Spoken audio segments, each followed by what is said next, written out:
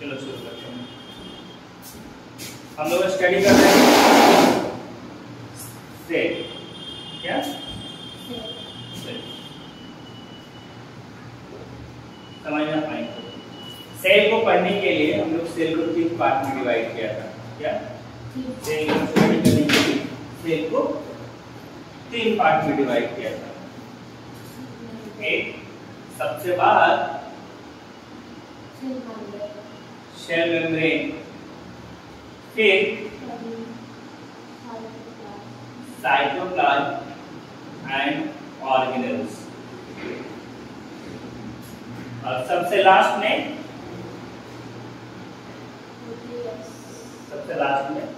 Nucleus. तो 3 part में हम लोग डिवाइड किए थे सेल मेम्ब्रेन को। समझो ना बात को। जैसे मान लीजिए ये सेल है, तो सबसे बाहर सेल के मेम्ब्रेन को हम लोग सेल मेम्ब्रेन, इसी को हम लोग इसी को हम लोग प्लाज्मा मेम्ब्रेन कहते हैं। ठीक है।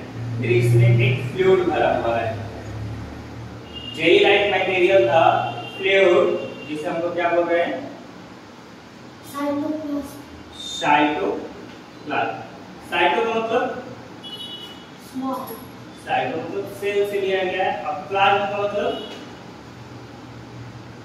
फ्लूइड। सेल के फ्लूइड को साइटोप्लाज्म भी कहते हैं। ठीक है। अब लास्ट में सेंटर में देख रहे थे दैट न्यूक्लियस। सेल को स्टडी करने के लिए 3 पॉइंट है। सबसे बाहर कवरिंग लेयर है, वो अलग सेल मेम्ब्रेन या प्लाज्मा का मेम्ब्रेन है तो प्लाज्मा मेम्ब्रेन। ये लिक्विड वाला मटेरियल है दैट इज साइटोप्लाज्म। और साइटोप्लाज्म में बहुत सारे ऑर्गेनेल्स होते हैं, छोटे छोटे स्ट्रक्चर होता है। समझ में आया? और सेल के अंदर साइटोप्लाज्म में ऑर्गेनेल्स होता है, यानी सेल के अंदर साइटोप्लाज्म में जो स्ट्रक्चर होगा उसमें ऑर्गेनेल्स कहेंगे। ठीक है। याद करने के लिए समझ लेना, बॉडी के पार्ट को हम लोग ऑर्गेन कहते हैं, उसी तरह सेल स्ट्रक्चर को क्या कहेंगे? ऑर्गेनेल्स कहेंगे। बट एक कंडीशन है। क्या? एक कंडीशन है, ये सारा ऑर्गेनेल्स का होगा फ्लूइड में होगा। कौन सा फ्लूइड? साइटोप्लाज्म में। तो इसके अकॉर्डिंग न्यूक्लियस भी ऑर्गेनेल्स है, बट न्यूक्लियस को थोड़ा अलग तरह से स्टडी करते हैं बिकॉज ये कॉम्प्लेक्स स्ट्रक्चर है। क्या है? कॉम्प्लेक्स स्ट्रक्चर है, जेनेटिक मटेरियल इसके अंदर होता है, इसलिए इसे अलग करते हैं। तो सेल मेम्ब्रेन हम लोगों ने पढ़ा है। क्या? सेल YouTube पे वो वीडियो है, आप देख लेना। सेल मेम्ब्रेन हम लोग पढ़े, जो जनरली 3 चीजों से कार्बोहाइड्रेट, प्रोटीन और फैट से मिलकर बना होता है। मैंने ये भी बताया है कि ये ट्राई लेयर्ड स्ट्रक्चर है। क्या है? ट्राई लेयर्ड, 3 लेयर का स्ट्रक्चर है, या इसे हम लोग बाई लेयर्ड फास्फोलिपिड स्ट्रक्चर भी बोलते हैं। मैंने बताया है कि फास्फोलिपिड का 2 लेयर कैसे होगा, या 3 तुम्हारा कौन बेटा? इसलिए ऊपर हॉस्टल खुला है, बंद है। हेलो, हाँ क्या हुआ? हाँ जान ले रखा हुआ है रूम में।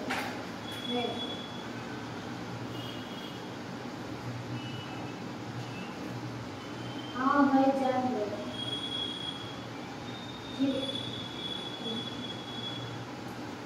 यहाँ तक क्लियर है?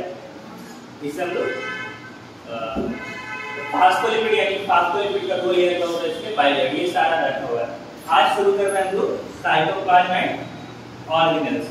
ऑर्गेनेल्स बहुत सारे होते हैं सेल के अंदर, माइटोकॉन्ड्रिया, राइबोसोम, लाइसोसोम, ठीक है, गोल्गी बॉडी, ये सारा ऑर्गेनेल्स है जो सेल के साइटोप्लाज्म को। सबसे पहले साइटोप्लाज्म देखेंगे क्या होता है, फिर ऑर्गेनेल्स का डेफिनेशन देखेंगे क्या होता है, फिर कितने सारे ऑर्गेनेल्स हैं वो सब एक एक करके देखेंगे। यानी लंबा क्लास होने वाला है। चार्जर आपका है? नहीं। तो ये लंबा क्लास होने वाला है, समझ में आ रहा है? मैं मिटाऊं दूसरा। तो हम लोग पढ़ेंगे cytoplasm of the cell.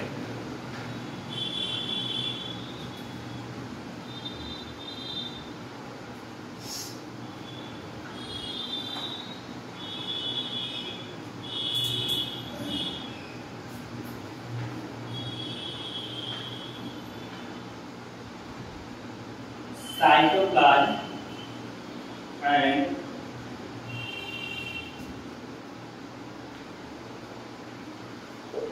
organelles. Cytoplasm and organelles. शुरू करें? जब साइटोप्लाज्म देखेंगे तो ये फ्लूइड मटेरियल होता है, इसे हम लोग साइटोसोल भी कहते हैं। सेल के अंदर जो फ्लूइड होता है बच्चा, सेल के अंदर जो फ्लूइड होता है उसे हम लोग साइटोसोल भी कहते हैं। क्या कहते हैं? साइटोसोल। तो cytoplasm fluid jelly like material होता है, यानी फ्लूइड भी है और कैसा जेली लाइक। जेली लाइक समझ रहे हो? अंडा देखा है? अंडा, अंडे को जब तोड़ोगे तो अंदर से लिक्विड निकलता है, तो व्हाइट वाला मटेरियल वो साइटोप्लाज्म होता है। समझ में आया? अब सेल वैसा ही राउंड या स्क्वायर शेप होगा, चारों तरफ से कवर होता है। अंडे को जब फोड़ोगे तो व्हाइट वाला लिक्विड होता है, वो साइटोप्लाज्म वैसा ही होता है। समझ में आ रही? अब इतना क्यों करना, अंडे को फोड़ के आमलेट नहीं बना देंगे, सही है ना? हाँ बोलो। तो इसमें साइटोसोल, सेल के अंदर जो फ्लूइड होगा उसका हम लोग साइटोसोल बोल सकते हैं, और सेल मेम्ब्रेन के अंदर होने का काम करता है। तो एक लाइन लिख सकते हैं,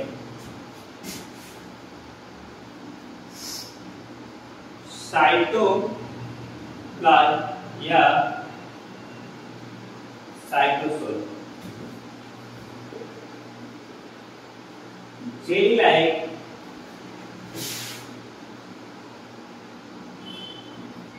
substances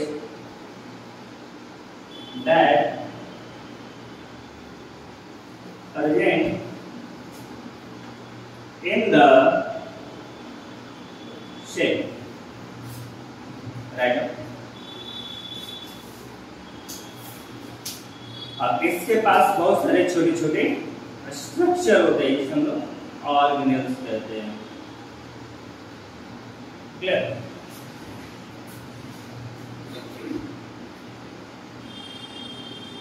Cytoplasm belong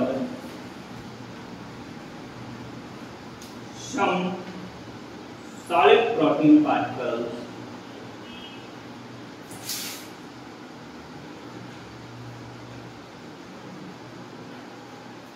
and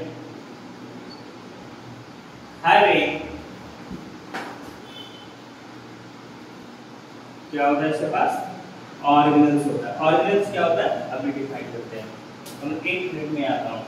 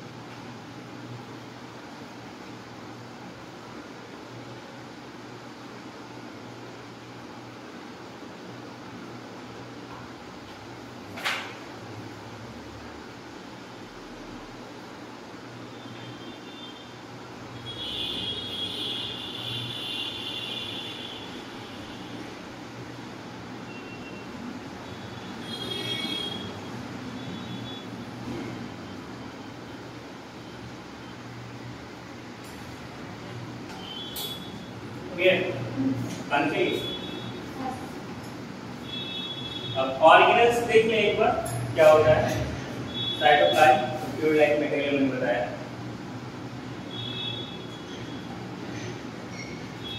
देखो ऑर्गेनेल्स, सेल के अंदर जो स्ट्रक्चर होता है that is known as organelles. Organelles के बाहर एक लेयर हो सकता है, ऑर्गेनेल्स के बाहर लेयर होगा तो लिमिटिंग मेम्ब्रेन ऑर्गेनेल्स होगा बॉन्डेड, अगर नहीं होगा तो non limiting bonded membranes organelles होगा। ठीक है, यानी ऑर्गेनेल सेल के अंदर साइटोप्लाज्म ऑर्गेनेल्स दो तरह के मिलेंगे, एक के बाहर मेम्ब्रेन दिखेगा तो एक के बाहर मेम्ब्रेन नहीं दिखेगा, और जिसमें मेम्ब्रेन दिखेगा उसे लिमिटिंग बॉन्डिंग मेम्ब्रेन कहेंगे, और जिसमें नहीं दिखेगा वो नॉन लिमिटिंग बॉन्डिंग होगा। क्लियर?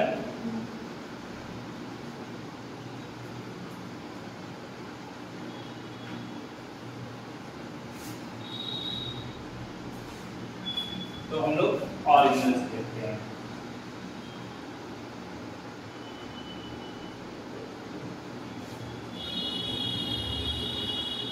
तो बोल सकते हैं कि the structure that found in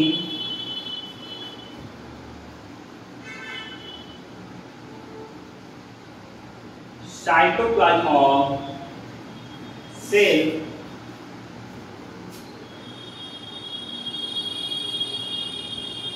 are known as organelles या सेलुलर ऑर्गेनेल कहते हैं। सेल का ऑर्गेनेल है तो सेलुलर ऑर्गेनेल्स भी कहते हैं। एग्जाम्पल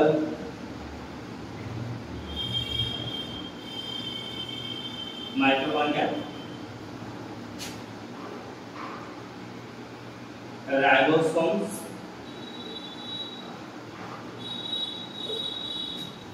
गोल्गी बॉडीज, ईआर मतलब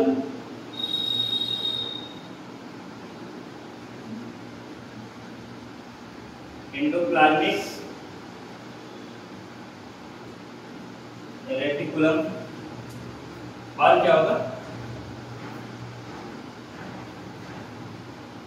लाइसोसोम्स, इवन न्यूक्लियस भी ऑर्गेनेल्स है। न्यूक्लियस इटीसी कर लेते हैं, बहुत सारे ये सारे ऑर्गेनेल्स हम लोग देखिए पढ़ेंगे। राइट,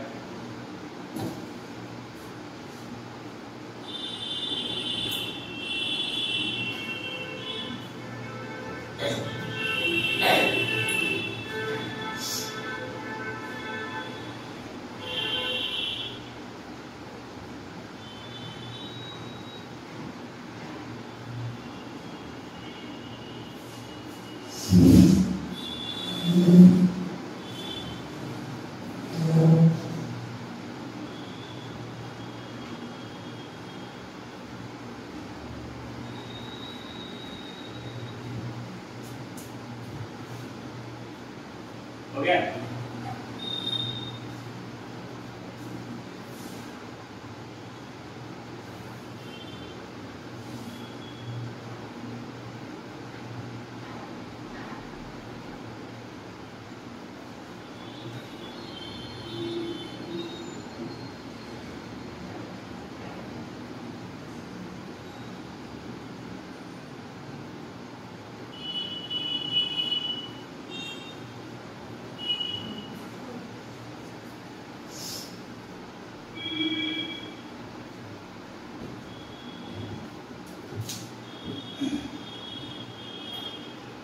समझ में आ रहा है? एक एक ऑर्गेनेल्स हम लोग आज शुरू करेंगे। ठीक है, मैं इसे बताऊं। एक ओवरऑल सेल का स्ट्रक्चर देखो, टिपिकल सेल का स्ट्रक्चर, जिसमें सेल मेम्ब्रेन, साइटोप्लाज्म, ऑर्गेनेल्स और न्यूक्लियस भी होगा।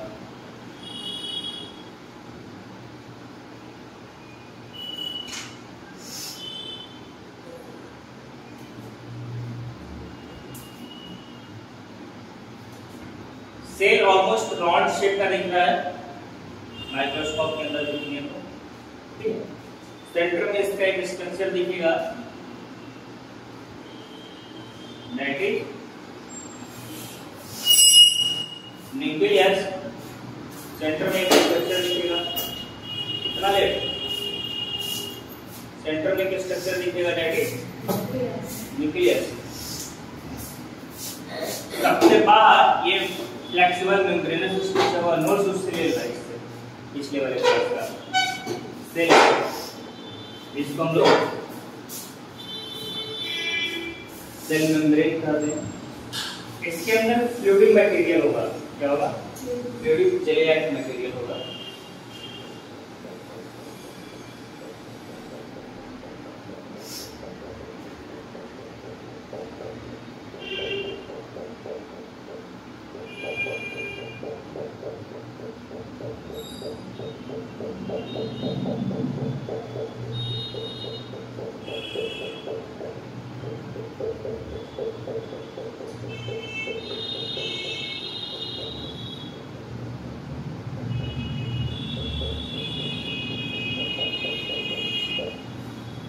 ये फ्लूइड मैंने बताया अंडे को जैसे छोड़ोगे तो व्हाइट वाला लिक्विड टाइप का आएगा, उस तरह का मटेरियल होगा जिसे हम लोग क्या बोलते हैं,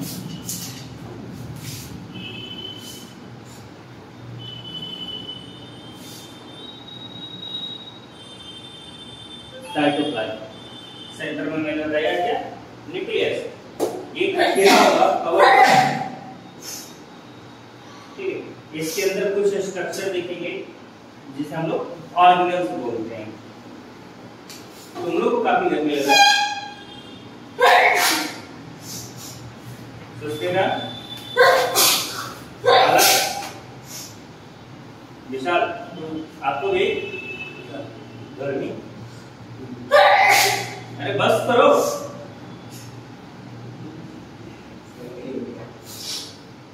क्या गर्मी लग रहा है, तुमने सर्दी हो गया,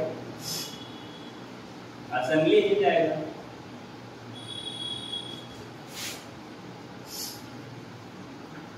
क्या हुआ है तुमको, साइनस की प्रॉब्लम है? Yes sir. अच्छा, ट्रीटमेंट नहीं करवाया हो? हाँ। क्या हुआ? अलोम विलोम। हाँ, अलोम विलोम करेंगे। अलोम विलोम, दैट इज lysosomes,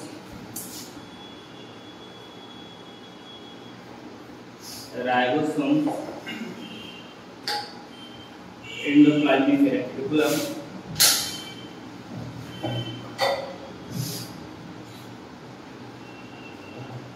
mitochondria,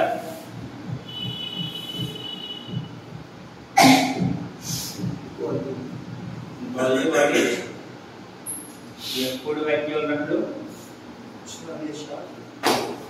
क्या स्टार्ट नहीं है, आप प्लेट में नहीं, हम ये डायग्राम मैं दोबारा बना दिया, वो एब्सेंट है इसलिए।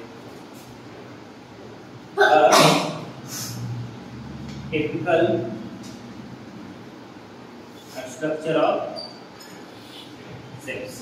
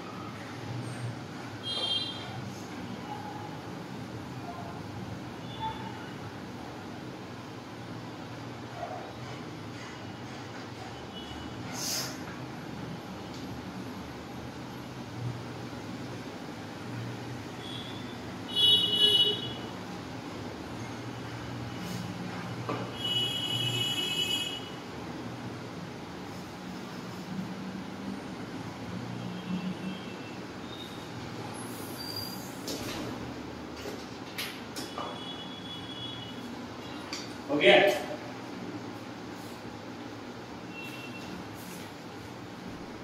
क्या हो गया?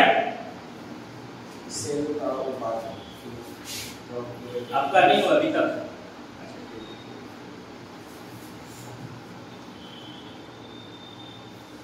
ये ओडी का है ना? ओडी का है ना? Cell number OT MLT radiology physiotherapy ये सब में एनाटॉमी फिजियोलॉजी सेम है पढ़ना।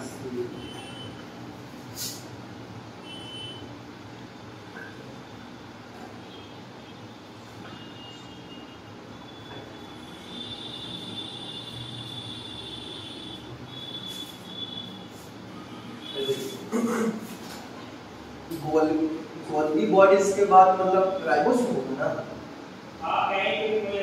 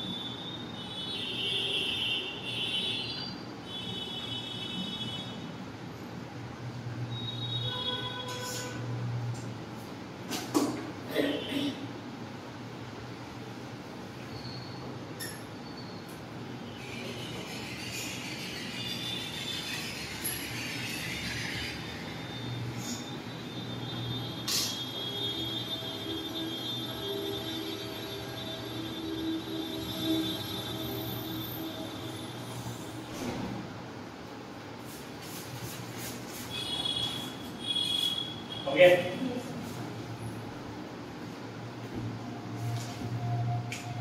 आगे देखो एक एक करके सारे ऑर्गेनेल शुरू करते हैं माइटोकॉन्ड्रिया। हाँ देखो ये माइटोकॉन्ड्रिया है, शुरू करेंगे हम लोग। उनका कुछ छूट गया है ठीक है मिसाल, तो नोट्स शेयर कर लीजिएगा उनसे। तो मेरा इनसे नोट्स लेना, बाकी जो नहीं आएगा समझ में नीचे मैं क्लास में ऑफिस में बैठा रहूंगा, बिल्कुल आ जाएगा। अब मैंने बताया सुना रहा हूँ, ऑर्गेनेल्स दो तरह के होंगे, एक मेम्ब्रेन से बॉन्डेड होगा और एक मेम्ब्रेन से बॉन्डेड नहीं होगा। तो मेम्ब्रेन से बॉन्डेड होगा उसे लिमिटिंग मेम्ब्रेनस ऑर्गेनेल्स कहेंगे, बॉन्डेड ऑर्गेनेल, और जिसमें नहीं होगा उसे नहीं मिलेंगे। जैसे लाइसोसोम में कोई मेम्ब्रेन नहीं होता, फूड वैक्यूल में कोई मेम्ब्रेन नहीं होता है। ये सब आगे हम लोग डिस्कस करेंगे। शुरू करते हैं, बहुत ही इंपॉर्टेंट एक टॉपिक है, दैट इज माइटोकॉन्ड्रिया। क्या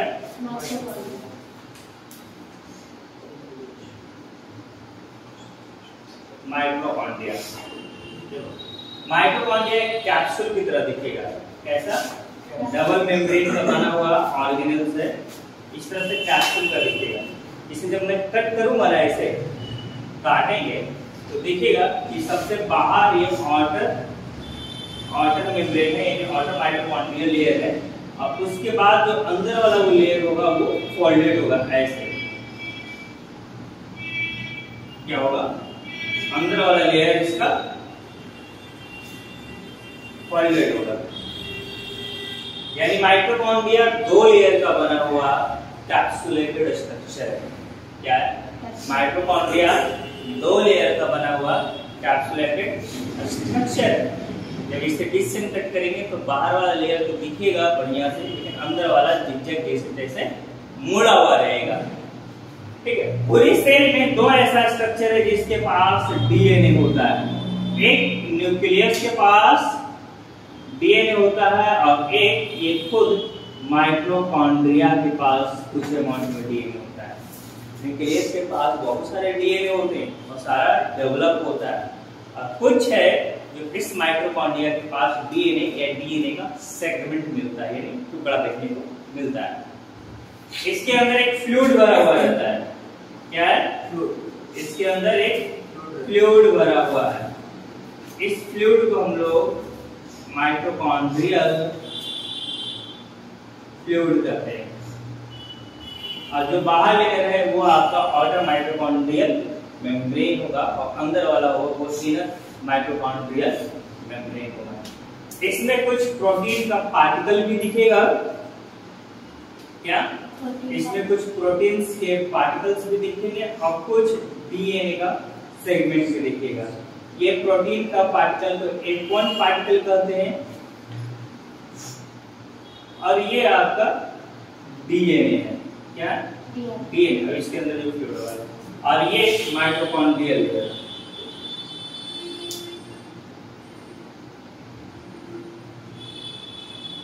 और माइटोकॉन्ड्रियल दो है, सबसे बाहर है तो आउटर और सबसे अंदर है तो इनर। और इनर माइटोकॉन्ड्रियल लेयर फोल्डेड होता है। क्या होता है? फोल्डेड होता है। याद समझ में आ गया? जिसको हम लोग क्रिस्टा कहते हैं। क्या कहते हैं? क्रिस्टा। फोल्डेड वाले पार्ट, जो ये फोल्डेड है, इसे हम लोग क्रिस्टा कहते हैं। और ये माइटोकॉन्ड्रियल फ्लूइड में बहुत सारा मटेरियल मिक्स है। हमेशा याद रखना कि फ्लूइड जिसके पास प्रोटीन होगा या दूसरा मटेरियल मिक्स होगा, इस फ्लूइड को हम लोग मैट्रिक्स कहते हैं। क्या कहते हैं? मैट्रिक्स। अब देखो माइटोकॉन्ड्रियल फ्लूइड में डीएनए भी और F1 पार्टिकल भी है, तो माइटोकॉन्ड्रियल फ्लूइड को हम लोग मैट्रिक्स बोल सकते हैं। समझ में आ रहा है? माइटोकॉन्ड्रियल फ्लूइड को क्या मैट्रिक्स बोल सकते हैं। क्या तक समझ में आ गई? तो अब समझना मेरी बात। माइटोकॉन्ड्रिया सेल के अंदर होता है। कहाँ होता है? सेल के अंदर साइटोप्लाज्म में होगा, इसके कारण इसको हम लोग ऑर्गेनेल्स कहते हैं। ऑर्गेनेल्स का डिफिनेशन ही था कि the structure that present in the cytoplasm of cell, इसे सेलुलर ऑर्गेनेल भी कहते हैं। अब ये बहुत इंपॉर्टेंट काम करता है, समझो कैसे। हम लोग जब न्यूट्रिएंट्स लेते हैं तो न्यूट्रिएंट्स ब्लड के द्वारा सेल के साइटोप्लाज्म में आता है। क्लियर? ये ऑक्सीजन के साथ सेल के साइटोप्लाज्म में रिएक्ट करेगा तो कार्बन डाइऑक्साइड, वाटर और एनर्जी, ये एनर्जी माइटोकॉन्ड्रिया में जाएगा और माइटोकॉन्ड्रिया में एटीपी का फॉर्मेशन होगा। किसका? एटीपी। एटीपी का पूरा नाम एडेनोसिन ट्राइफॉस्फेट है, और यही एटीपी इंस्टेंट एनर्जी देने का काम करता है।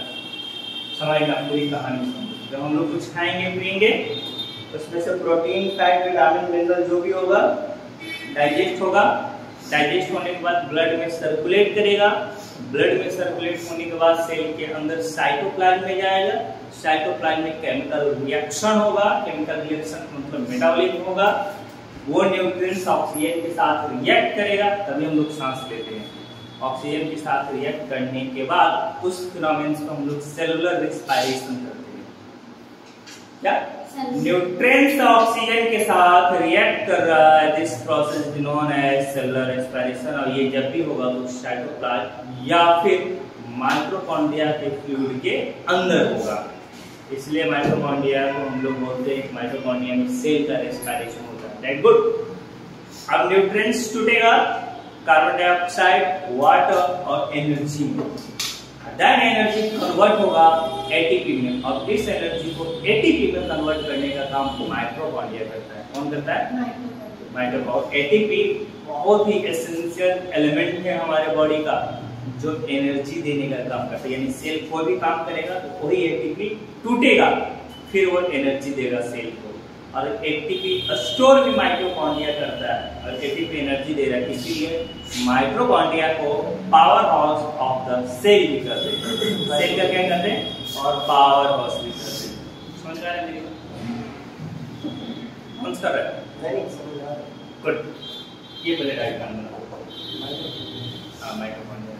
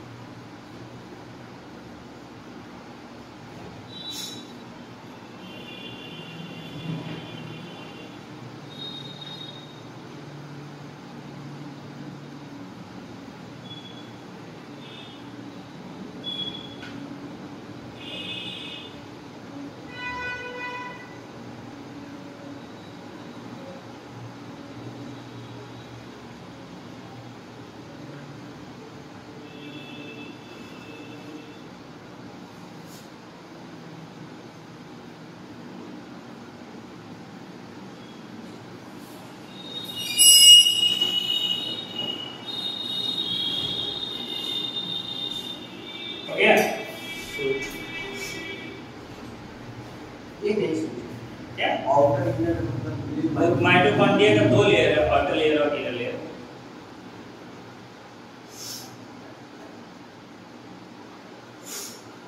आपको भी नहीं आया समझ में? नहीं है? आया जोर से बोलो, जोर से बोलो। आया जय माता दी। आगे बढ़े। यस सर तो माइटोकॉन्ड्रिया के बारे में कुछ लिख लिया जाए। माइटोकॉन्ड्रिया मैंने क्या बताया? कैप्सुलेटेड स्ट्रक्चर, कैप्सुलाइज स्ट्रक्चर है जो सेल के साइटोप्लाज्म में प्रेजेंट होता है, यानी ये ऑर्गेनेल्स है। मैं मिटाऊं इसको? कोई कुछ बोल नहीं रहा है।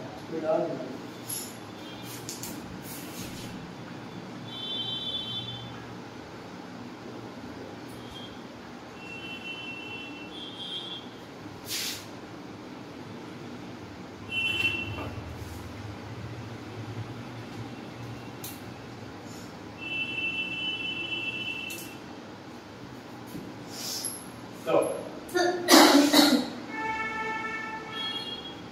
it is cellular organelles that present in cytoplasm of cell। Structure कैसा होगा? सुनो, स्ट्रक्चर क्या होगा? कैप्सुलेटेड होगा। कैप्सुलेटेड इन शेप में होगा, बाइलेट होगा। मैं ऐसे लिखूंगा तो समझ में आएगा ना? बाइलेट होगा, ठीक है। बाइलेट होगा। उस लेयर का नाम है माइटोकॉन्ड्रियल लेयर। आउटर और इनर माइटोकॉन्ड्रियल हो सकता है। इनर लेयर फोल्डेड होगा, inner mitochondrial layer is folded, known as crystal. ठीक है। माइटोकॉन्ड्रिया के अंदर एक फ्लूइड भरा होगा, उस फ्लूइड को क्या बोलते हैं? Mitochondrial fluid. ऊपर लिखता हूं मैं, mitochondria filled with fluid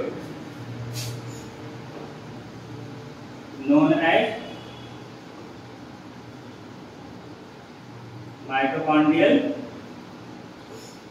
fluid. अब माइटोकॉन्ड्रियल फ्लूइड के पास कुछ पार्टिकल्स होंगे और डीएनए सेगमेंट होगा, है ना। माइटोकॉन्ड्रियल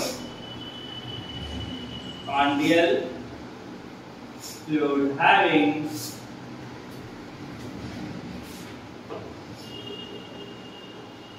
proteins particle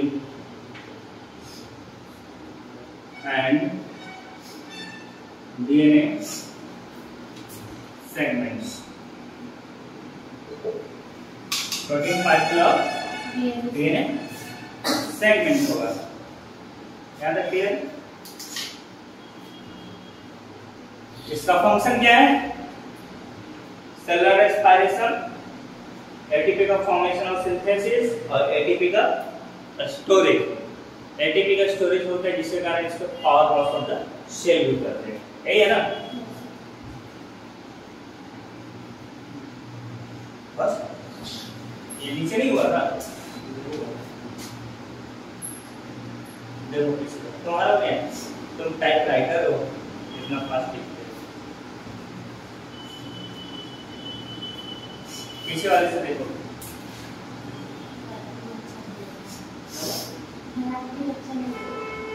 फंक्शन बोल के बता दो।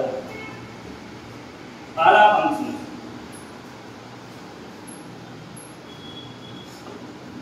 Involve in cellular respiration. दूसरा फंक्शन बोलो, formation and synthesis of ATP। तीसरा function storage of ATP, so it's also known as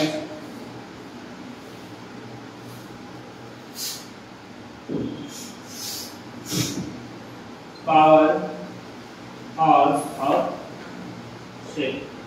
इससे मेरे साथ होने तुम लोग को हो रहा है क्या? अच्छा ये फैन ऑफ, यहाँ तक हो गया, क्लास को यहाँ तक रहने दो।